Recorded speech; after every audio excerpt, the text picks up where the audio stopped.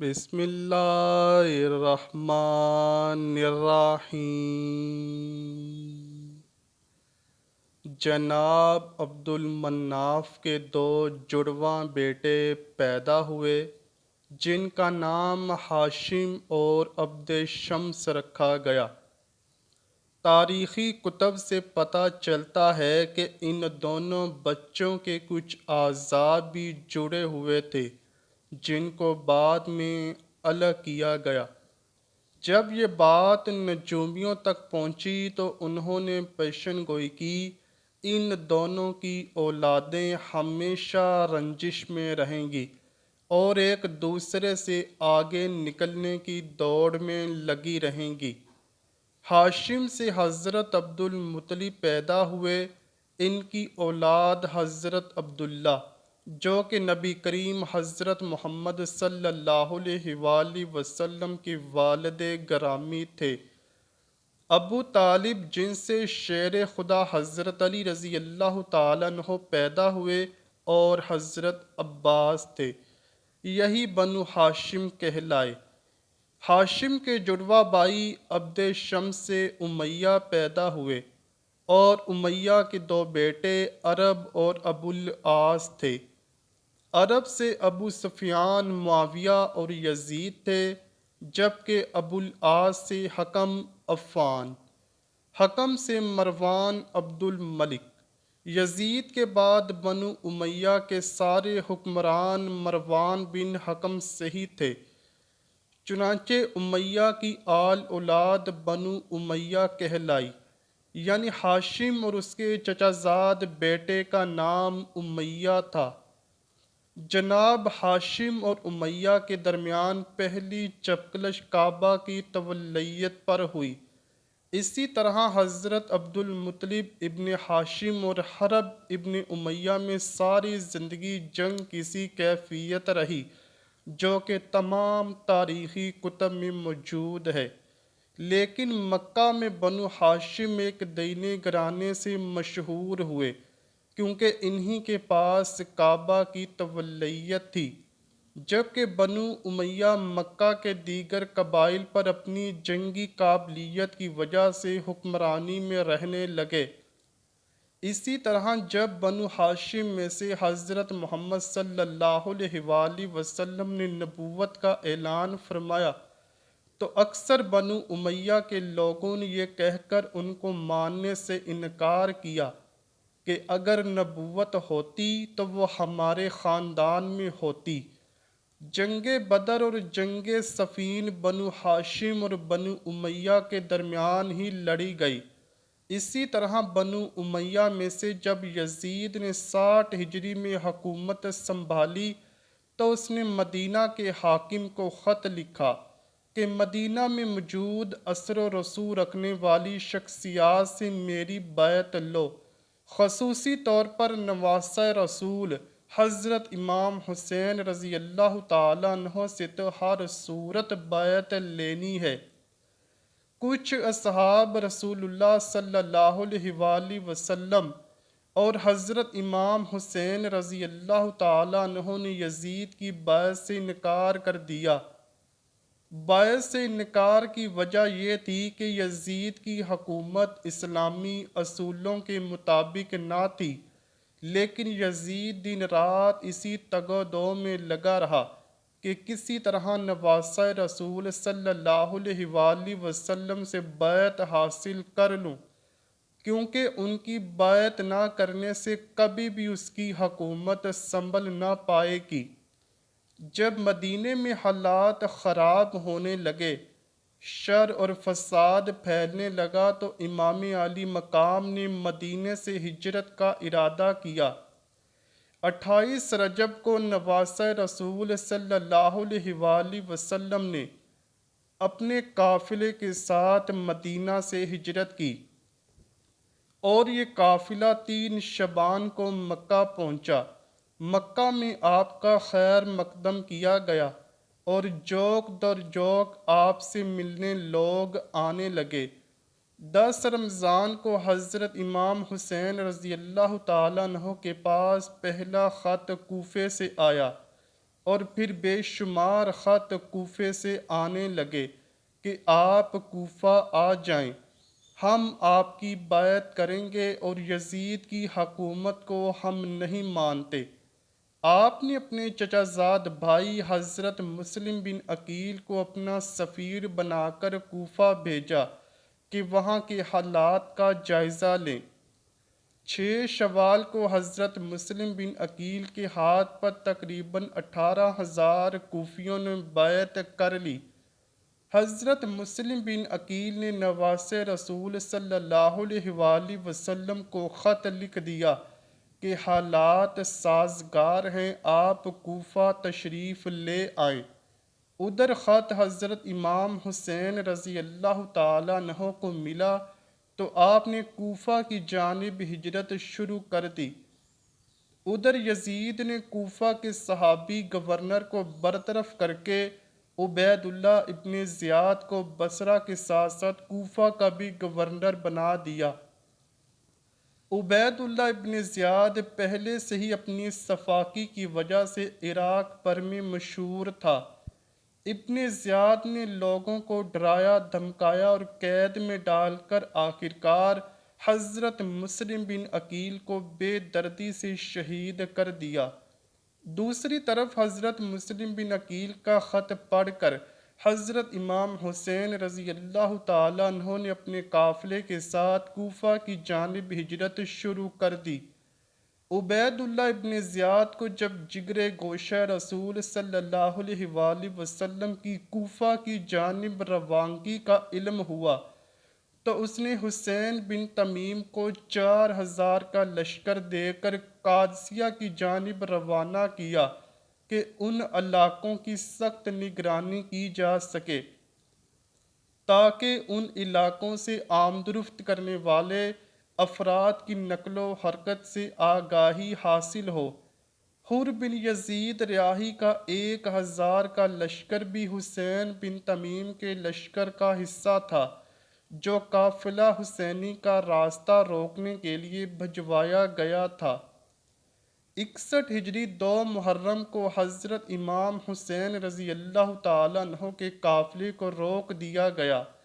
جب امام علی مقام کو پتہ چلا کہ یہی کربلا ہے تو آپ نے حکم دیا کہ خیمے نصب کر دیے جائیں۔ کربلا میں فوج کا سپہ سالار عمر بن سعد تھا جو کہ خون ریزی سے بچنا چاہتا تھا، لیکن کوفہ میں موجود گورنر عبید اللہ ابن زیاد کو شمر نے جنگ کے لیے اکسایا اور آخرکار 9 محرم کو شمر 4,000 سپاہی لے کر کربلا پہنچ گیا اور ساتھ میں عمر بن سعد کے لیے دھمکی آمیز خط لے کر آیا کہ یا تو حضرت امام حسین رضی اللہ تعالیٰ عنہ سے بیعت لو یا پھر ان کے ساتھ جنگ کرو۔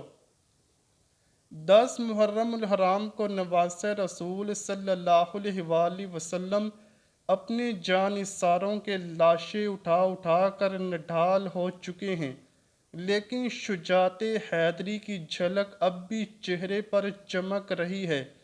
شیر خدا کے شیر اپنے تمام اثاثے لٹانے کے باوجود خود گھوڑے پر سوار ہوتے ہیں۔ حضرت بی بی زینب رکاب تھامتی ہیں۔ یزیدی لشکر جب تلوار حیدری کو میدان میں دیکھتے ہیں تو ایک دفعہ ہلچل مچ جاتی ہے۔ وہاں موجود ہر شخص جانتا ہے کہ نبی صلی اللہ علیہ وآلہ وسلم نے فرمایا تھا حسین مجھ سے ہے اور میں حسین سے ہوں، لیکن بدبختوں کی آنکھوں پر لالچ اور طمع نے پردہ ڈال رکھا تھا۔ ہر کوئی دربار یزید میں اونچا مقام اور انعام و اکرام حاصل کرنا چاہتا تھا، لیکن تاریخ نے ایسی بزدل فوج نہ دیکھی تھی۔ سبھی ایک دوسرے کا منہ دیکھ رہے تھے کہ نواسہ رسول صلی اللہ علیہ وآلہ وسلم کا مقابلہ کون کرے گا۔ جیسے امام علی مقام میدان کی طرف بڑھے تو شمر کہتا ہے دور سے ہی تیر چلانا شروع کر دو۔ امام علی مقام کو تیر لگ چکے ہیں۔ شمشیر حیدری پر پوری لشکر یکبارگی سے حملہ آور ہوتا ہے۔ خوف کے مارے فوجیوں کی گردنیں کٹ رہی ہیں۔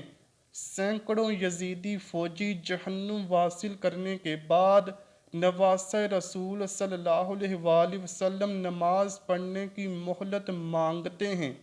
یہی وہ وقت تھا جب شمر کے جوش دلانے پر مالی کندی نے پیچھے سے ایک ایسا وار کیا، اس کے بعد شمر ملعون کے کہنے پر سب نے تیروں کی برسات کر دی۔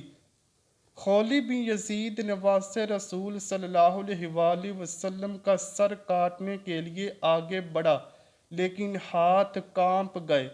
پھر شقی القلب، بدبخت اور ذلیل انسان سنان بن انس آگے بڑھا اور انعام و اکرام کی لالچ میں امام علی مقام کا سر تن سے جدا کر دیا۔ ملعون ابن زیاد کے حکم پر تمام سر نیزوں پر چڑھا دیے گئے اور جسم اطہر کو گھوڑوں کی ٹاپوں تلے پامال کیا گیا۔ سانحہ کربلا کے بعد عمر بن سعد نے اپنے لشکر میں سے قتل ہونے والوں کو 11 محرم کو دفنا دیا۔ سید زادوں اور اصحاب کے 72 جسد مبارک بے گور و کفن چھوڑ کر اہل بیت کو قیدی بنا کر کوفہ کی طرف دربار ابن زیاد کی طرف بڑھنے لگا۔ نواسہ رسول صلی اللہ علیہ وآلہ وسلم، اہل بیت اور اصحاب کے سر مبارک نیزوں پر ہیں۔ اسیران کربلا اور نواسہ رسول کے سر مبارک کو ابن زیاد کے دربار میں پیش کیا گیا۔ عبید اللہ ابن زیاد نواسہ رسول صلی اللہ علیہ وآلہ وسلم کے ہونٹوں پر چھڑی مارتا ہے۔ اہل بیت خون کے آنسو بہا رہے ہوتے ہیں۔ اس کے بعد عبید اللہ ابن زیاد نے کربلا کے قافلے کو شہداء کے سروں کے ساتھ شمر و طارق بن میفر کی قیادت میں یزید کے محل کی طرف شام روانہ کر دیا۔ تاریخ گواہ ہے کہ شام میں جب قافلہ پہنچا تو وہاں جشن کا سماں تھا۔ زہر بن قیس نے نمائندگی کرتے ہوئے واقعہ کربلا کی ساری تفصیل یزید کو سنائی۔ ایک سونے کے طشت میں حضرت امام حسین رضی اللہ تعالیٰ عنہ کے سر مبارک کو یزید کے سامنے پیش کیا گیا۔ یزید نے جب نواسہ رسول کے سر مبارک کی توہین کی تو وہاں موجود حاضرین نے اعتراض کیا، جن میں قابل ذکر یحییٰ بن حکم اور صحابی رسول حضرت ابو برزہ اسلمی تھے، جن کو یزید نے اپنے محل سے نکال دیا۔ اس کے بعد دختر سیدہ کائنات حضرت زینب رضی اللہ تعالیٰ عنہا نے ایک تاریخ ساز خطبہ یزید کے دربار میں دیا، جس سے وہاں موجود لوگوں کے دل لرز اٹھے۔ یزید جب پریشان ہوا تو اس نے قافلے کو آزاد کرتے ہوئے مدینے بھیج دیا۔ مدینے کے لوگوں کو واقعہ کربلا کی خبر مل چکی تھی۔ جیسی قافلہ مدینے پہنچا، وہاں قیامت برپا ہو گئی۔ حضرت امام زین العابدین رضی اللہ تعالیٰ عنہ کی نظر روضہ رسول صلی اللہ علیہ وآلہ وسلم پر پڑی تو آپ بس اتنا کہہ سکے کہ یا رسول اللہ صلی اللہ علیہ وآلہ وسلم، اپنے نواسے کا سلام قبول فرمائیے۔ بس اس کے بعد مدینے میں ایک نہ تھمنے والا آنسوؤں کا سیلاب آ گیا۔ اے اللہ پاک، نواسہ رسول صلی اللہ علیہ وآلہ وسلم اور اہل بیت اطہار کو شہید کرنے والے اور ان کی نسلوں کو دنیا میں ذلیل و خوار رکھنا اور آخرت میں ان کا حساب سختی سے لینا۔ اے اللہ پاک، ہمارے دلوں کو نبی پاک صلی اللہ علیہ وآلہ وسلم اور ان کی آل پاک کی محبت سے منور کر دے، اور بروز قیامت ہمارا حساب حضور پاک صلی اللہ علیہ وآلہ وسلم اور ان کی پاک آل کے ساتھ کرنا۔ اے اللہ پاک، ہمارے گناہوں کو بخش دے اور ہمیں محبت اہل بیت میں ہی زندہ رکھنا، اور ہماری موت بھی محبت اہل بیت میں ہی ہو۔ کمنٹ سیکشن میں آمین لکھنا مت بھولیے گا۔ نہ جانے کس کی آمین قبول ہو اور ہمارا نام بھی اہل بیت کے نوکروں میں لکھا جائے۔ امید کرتا ہوں کہ آپ کو ویڈیو ضرور پسند آئی ہوگی۔ اگر ویڈیو پسند آئی ہے تو ویڈیو کو لائک کیجئے، شیئر کیجئے اور چینل کو لازمی سبسکرائب کیجئے۔ کمنٹ سیکشن میں اپنی رائے کا اظہار بھی ضرور کیجئے گا۔ ملتے ہیں اگلی ویڈیو میں، تب تک کے لیے اللہ حافظ۔